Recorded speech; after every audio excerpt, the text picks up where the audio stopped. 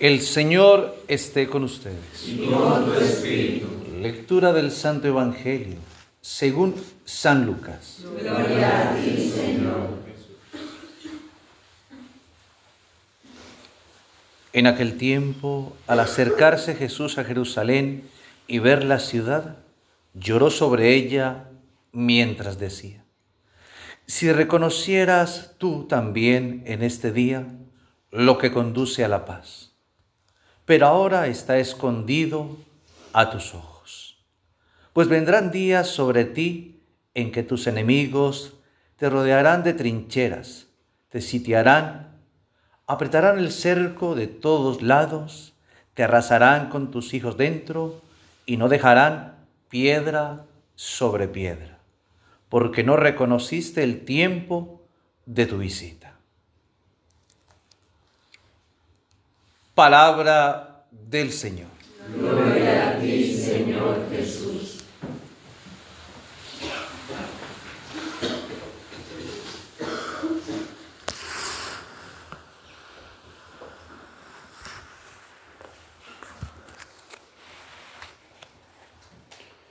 Ante el juicio de Dios, como lo explica hoy el Salmo 49, y el deseo que Dios tiene, o más bien la orden que da de convocar a todas las naciones para juzgarlas, el salmista distingue dos grupos de personas que se relacionan con Dios. Un primer grupo son los fieles que tienen recto el corazón, pero en esta búsqueda de hacer la voluntad de Dios no están haciendo las cosas bien. Y por eso dice: escúchame, Israel, que te voy a hablar y yo te voy a indicar qué es lo correcto. Tres cosas pide el Señor: acción de gracias, fidelidad a su palabra cumpliendo los votos y la dependencia total de Él ante todas las necesidades. Invócame en el día del peligro, que yo seré quien te libre. Acción de gracias, fidelidad a sus mandamientos, que es cumplir sus votos, y invocar, pedir al Señor todo lo que necesitemos, hay que pedírselo a Él. Ese es el primer grupo que distingue el Salmo 49. Pero hay otro grupo que es el más perverso, y es el de los malvados. Dice: los malvados escuchan en su interior un oráculo del pecado. ¿Y cuál es el oráculo del pecado? Dice: síguete relacionando con Dios, no le tengas miedo, que Él te va a salvar. El malvado escucha en su interior un oráculo del pecado y dice: no tengo miedo a Dios, ni siquiera en su presencia. Dice: porque se hace la ilusión de que su culpa ni será descubierta, ni va a ser aborrecida. Y eso se llama hipocresía. Y de hecho Dios a este segundo grupo le reclama de que ande predicando sus preceptos. No hables de mí. No hables de mis preceptos si no los quieres vivir. Porque te juntas con el malvado, andas con los malhechores. En palabras muy nuestras, es como el camaleón, que de acuerdo a sus necesidades para sobrevivir, sabe ponerse del color que necesita vestirse. O también aquel dicho que dice: el que al buen árbol se arrima, buena sombra lo cobija. Están haciendo las cosas por conveniencia y acomodándonos a los árboles que más sombra nos den a nuestra conveniencia. Esa es la desgracia más terrible del corazón humano. El Papa Francisco a esto lo llamaba corrupción. Y él decía: podemos caer, y en este camino hacia la fe podemos tener caídas y pecados, pero corruptos jamás. Porque el corrupto ya está perdido, manejado por el diablo. El corrupto no tiene intención de ir al cielo. El corrupto no tiene la intención y el deseo en su corazón de buscar a Dios por encima de todas las cosas. El corrupto no quiere arriesgar nada. Quiere estar con Dios, pero no quiere arriesgar nada. Y ese es el más dañino. Este Salmo 49 es precisamente una sentencia para estas dos realidades que se pueden presentar en el corazón humano. ambas las rechaza Dios. Porque no te estoy pidiendo sacrificios. Siempre están tus holocaustos delante de mí. Además, yo no como pan, yo no como nada de estas cosas porque todo lo que hay en la selva es mío. Y dice Dios, si yo tuviera hambre, al que menos le pediría sería a ti, porque yo soy el dueño de todo lo que hay. Yo lo que te estoy pidiendo es la ofrenda de tu corazón. En pocas palabras, Dios no quiere plata, Dios no quiere cosas materiales, Dios no quiere trabajo, Dios quiere nuestro corazón. Y eso es lo que está reclamando. Porque quien vive en acción de gracias sabe que en gratuidad se le debe a Dios totalmente. Es que Dios es verdad, Él es el dueño de todo. Aunque los jefes y gobernadores de este mundo aparezcan como los dueños, el dueño es Dios. Entonces Él no necesita apariencias. Dios necesita nuestro corazón. Y por eso la tristeza de Jesús en el Evangelio, cuando ve a Jerusalén, porque no está comprendiendo esto, que la paz que necesita en el corazón proviene de la conversión del corazón. Si nosotros no estamos dispuestos a abandonarlo todo por el Señor, ¿qué paz vamos a experimentar? ¿Qué alegría vamos a experimentar? La psicología nos ayuda mucho a veces con sus terapias a poder tener una alegría exterior, carcajadas, pero por dentro del corazón destrozado. Hay gente que incluso le huye a su propia realidad, de estar con su propia familia, de estar en su ambiente real, para poder reír en otros ambientes sin tener que enfrentarse a su propia realidad. Esos no viven la fe del corazón. Y a veces nosotros buscamos hasta dentro de la iglesia la evangelización, las actividades para evadir la realidad que nos constituye y la realidad que somos. ¿Cuántas mamás dejan el espacio de la educación de sus hijos para inventarse en trabajos porque supuestamente en el hogar necesitan equilibrar la entrada económica? Pero el diablo las está engañando y lo que están haciendo es evadir una responsabilidad más grande y de mayor sacrificio, que es estar permanentemente con sus hijos. Y no le están cumpliendo los votos al Señor. Porque esos hijos se los dio fue Dios, para que se los cuidaran. Y el diablo ha sido muy astuto en sacar a la mujer del hogar. ¿Cuántas orientaciones ideológicas hoy en la misma evangelización donde le dicen a la mujer, tú tienes que realizarte, tú tienes que tener también espacio digno y libre, y la sacan del hogar? Es que la palabra de Dios dice que la mujer hacendosa es la mujer prudente, la mujer de Dios. ¿Y qué significa hacendosa? Del hogar, de la casa. ¿O es que acaso la Virgen no enseña la verdadera dignidad de la mujer barriendo y trapeando allí en Nazaret? No hay nada más grato a los ojos del mundo y de Dios que una mujer de hogar, no una mujer fuera del hogar. Y por eso la Constitución Gaudium et Spes del Concilio Vaticano II dice que esta tarea es insustituible. La mujer se casa para eso. Nadie la obligó. Eso lo asumió antes de eso.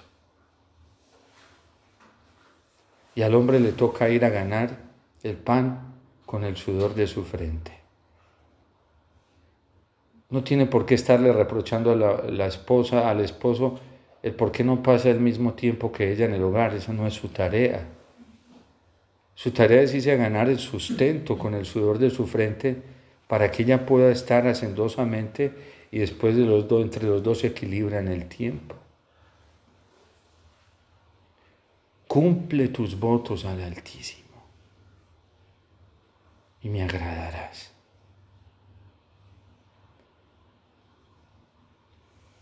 Sor Lucía, en una carta al cardenal Carlos Cafarra, que fue el cardenal en el pontificado de Juan Pablo II y parte del pontificado de Benedicto XVI, encargado de la Pontificia Comisión para la Familia, le escribió una carta al cardenal o el cardenal a ella, en fin, se transmitieron un comunicado sobre la familia y Sor Lucía le decía que el último ataque del demonio iba a ser contra la familia y que se iba a ensañar por destruirla con toda su fuerza. Hay mamás muy heridas y lo peor de eso es que no saben que están heridas. Hay esposas enfermas y lo peor, lo grave no es la enfermedad, lo grave es que no se den cuenta de la enfermedad o aún peor, que no quieran aceptar que están enfermas. Porque el que está enfermo y vive en una negación termina muy mal, muy mal. Eso es como el que tiene cáncer y dice, no, yo no tengo nada, y sonríe y dice, no, yo estoy muy bien. ¿Qué va a hacer? ¿Qué va a pasar con esa enfermedad? Lo va a destruir más rápido de lo que se imagina. De hecho, el Señor no nos enseña a negar la realidad de nuestro sufrimiento, de nuestras heridas y de nuestras enfermedades, sino a asumirlas y a acogerlas, a reconocerlas delante de Él, no delante de cualquiera. Porque si desvelamos nuestras heridas delante de cualquiera, se pueden aprovechar de nosotros. Y dice la palabra de Dios que el que encuentra un amigo que es al único que se le puede confiar todo esto del corazón y del alma, encuentra un tesoro, y entre 1000 uno.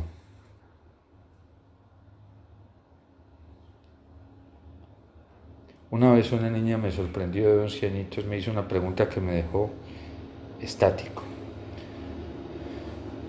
Escuchó en una homilía esto que de 1001 y decía, padre, entonces uno cómo sabe distinguir los buenos amigos y quién es verdadero amigo, y yo no fui capaz de responderle en el momento.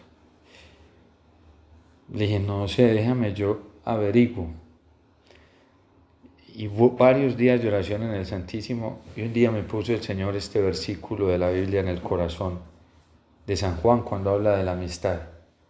Ustedes son mis amigos si cumplen lo que yo les mando. Y me puso en el corazón, el verdadero amigo es el que cumple la voluntad de Dios. El que no hace la voluntad de Dios no puedes confiar en él. Uno ya sabe quién lo va a traicionar y quién no cuando se pone a sacar las cosas del alma y a contárselas a quien no se las debe contar. El prudente sabe muy bien a quién contarle las cosas del alma. Lo peor que nos puede pasar es mostrarle nuestras enfermedades a alguien que no le es fiel a Dios. ¿Saben qué va a pasar? Como en el libro de los Macabeos. Todos los judíos estaban pervirtiendo. Y solamente a Matatías lo siguieron sus hijos y unos cuantos. Nunca confíen en nadie que nos esté esforzando por la santidad y por buscar ser fiel al Señor. Nunca vayan a cometer ese error, porque les va a ir muy mal. Y entonces le respondí a la niña y me dijo, no, padre, entonces no puede tener amigos.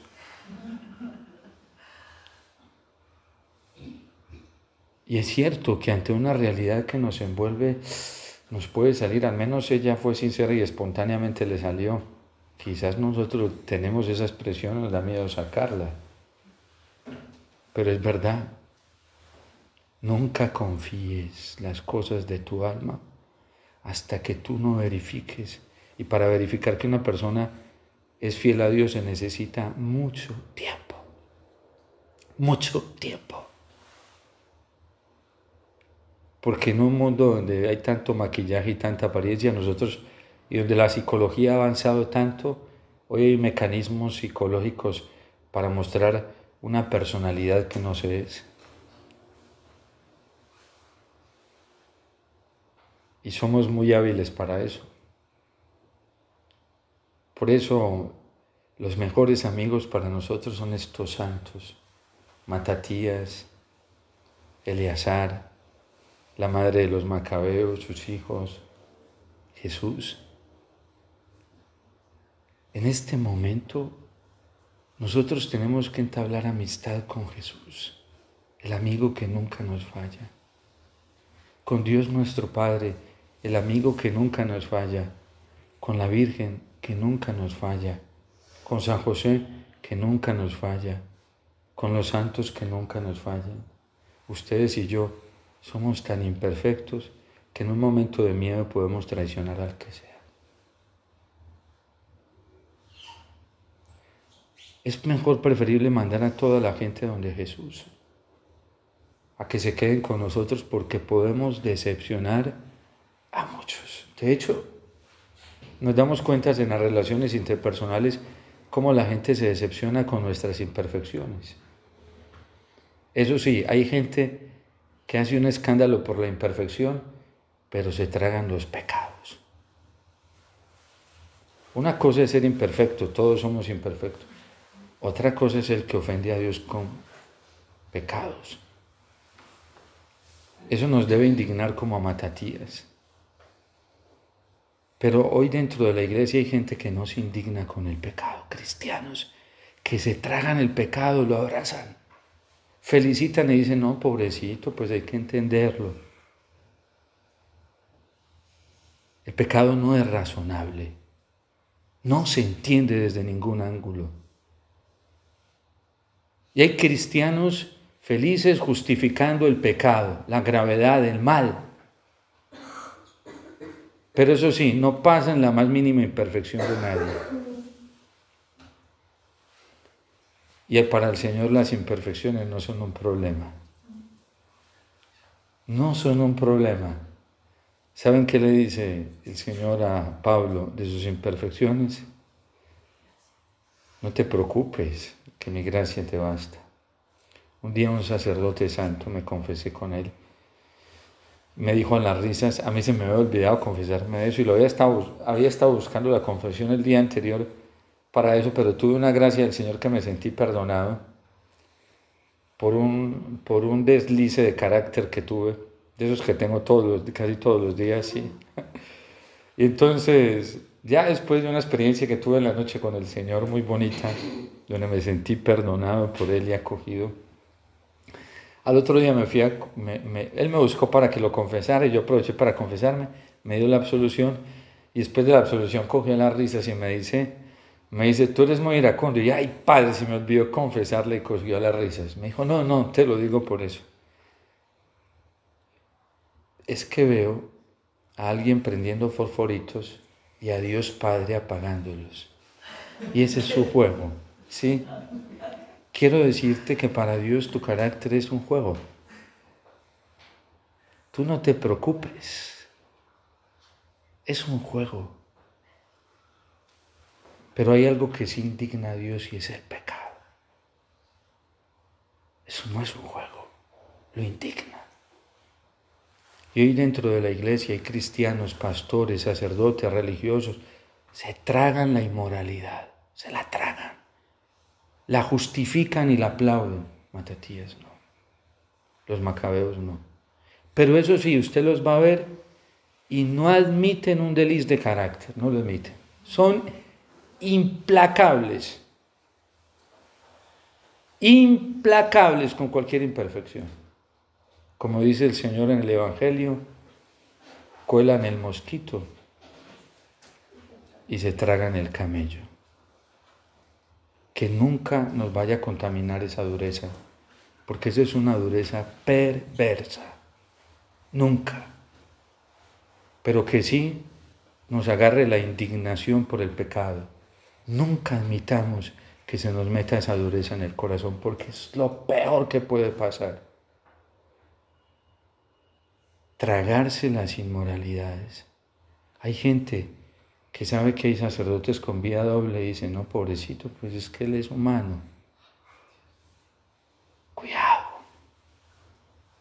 Conocen situaciones graves de sus mismos hermanos. En la vida cristiana dicen, no, pues, pobrecitos, cuidado. Porque ya vemos el celo de Matatías. Esos que justifican el mal. Cuidado. Cuidado porque eso corrompe la conciencia gravemente. No, el pecado no, porque el pecado es pura apostasía. El catecismo nos enseña que la división más grande en la iglesia la hacen este tipo de personas. Es que dos hombres se aman, pues que se quieran, lo importante es que se quieran. Cuidado, que eso ofende gravemente a Dios. Es que dos mujeres que se aman, que se amen, lo importante. Cuidado, que eso ofende gravemente a Dios y eso nos debe indignar. Que alguien comulgue en pecado mortal, no importa, Dios es bueno. Cuidado. Cuidado. En Colombia ya tuvimos una muestra de eso con el mal menor y con otras cosas. Sacerdotes consagrados que lo justificaron o se quedaron. Quedarse callado ante eso es justificarlo. Matatías no fue así. Cuidado, porque es una ofensa directa a Dios. Con las imperfecciones vamos a luchar hasta el final. No hay santo, ninguno, que no haya luchado con ellas hasta el final. Y ese aguijoncito le dijo, Dios a Pablo no te lo va a quitar, te lo voy a dejar porque voy a jugar con él. Te basta mi gracia para que superes todo eso. Pero el pecado nos separa de Dios. Inmediatamente, cuidado. Que la corrupción de lo mejor es lo peor. Nosotros, ante el pecado mortal que se comete hoy dentro de la iglesia del mundo, no podemos estar indiferentes y justificando todo eso. Cuidado. Nuestro corazón debe indignar, no para ir a mochar cabezas, ¿sí? Bueno, para mocharlas del demonio en la oración, ¿sí? Y en la corrección amorosa que debemos hacer, porque la verdad debe ser proclamada y dicha. Pase lo que pase. Ni siquiera nuestras imperfecciones nos tienen por qué amarrar para decir la verdad. Siempre nos vamos a esforzar por no herir y lastimar, pero eso es imposible que alguien no termine tocado y lastimado por la verdad, eso es imposible. Si los apóstoles se sentían lastimados por el Señor cuando les hablaba de esa manera, algunos hasta les daba miedo preguntarle. Entonces van a leer el Evangelio y otros se aguantaban los miedos y se quedaban calladitos. Y a veces hasta los dejaba perturbados por la claridad con la que hablaba el Señor. Nunca podemos estar estáticos ante tanta maldad. Indignarnos con el corazón para ofrecernos, para orar, para corregir también con amor. Pero hay que hacerlo, no pasar por alto la crueldad que se comete con Dios. Las ofensas tan graves a Dios. Cuidado, no hay que pasarlas por alto. Dios te salve María, llena eres de gracia, el Señor es contigo. Bendita tú eres entre todas las mujeres, y bendito es el fruto de tu vientre Jesús. Santa María, Madre de Dios, ruega por nosotros pecadores, ahora y en la hora de nuestra muerte. Amén.